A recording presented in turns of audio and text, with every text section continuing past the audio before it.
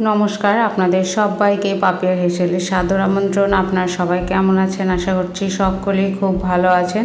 আজকে চলে এসেছি এগ বা ডিমের মালাইকারি রেসিপি নিয়ে। তো চলুন শুরু করা যাক। প্রথমে এখানে মিক্সিং গ্রাইন্ডারের ভেতরে আমি দিয়ে দিলাম 1 মুঠো মতন কাজু বাদাম, 4টে কাঁচা লঙ্কা, 1 টিস্পুন মতন জিরে, আর এখানে দিয়ে দিচ্ছি রসুন। এখানে একটি ছোটো সাইজের রসুন আছে, সেটাকে খোসা ছাড়িয়ে দিয়ে দিলাম, আর মাঝারি সাইজের একটি পেঁয়াজ দিয়ে এটাকে মিহি করে পেস্ট করে নেব। আর এখানে কড়াইয়ে একটু বেশি পরিমাণে সর্ষের তেল দিয়েছি। তেলটা গরম হয়ে এলে আমি এখানে দিয়ে দেব গোটা গরম মশলা আর একটি তেজপাতা দিয়ে একটুখানি নাড়াচাড়া করে আমি বেটে রাখা মশলাটাকে এর ভেতরে দিয়ে দিচ্ছি।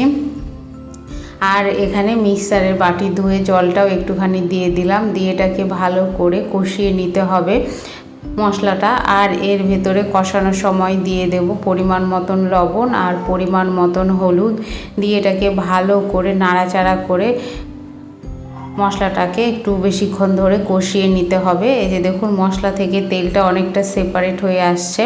এই মুহূর্তে আমি সেদ্ধ করে রাখা হাঁসের ডিম, এটা আমি হাঁসের ডিম দিয়ে করছি, সেদ্ধ করে খোসা ছাড়িয়ে নেওয়া হাঁসের ডিমটাকে এই মশলার ভেতরে দিয়ে দেব। আর লো ফ্লেমে 8 থেকে 10 মিনিট মতন এটাকে আর একটু কষিয়ে নেব, যাতে ডিমের সঙ্গে মশলাটাকেও ভালো করে কষানো হয়ে যায়।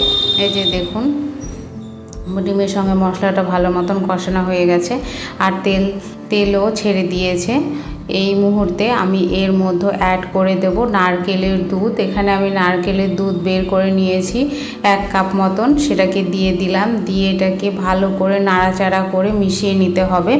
একটু সময় এটাকে মিশিয়ে ভালো করে ফুটিয়ে নিতে হবে। ফুটিয়ে নিলেই রেডি হয়ে যাবে এগ মালাইকারি বা ডিমের মালাইকারি। আর নামানোর আগে এখানে একটু ঘি ও গরম মশলা বাটা দিয়ে আমি এটাকে একটু নাড়াচাড়া করেই নামিয়ে নেব।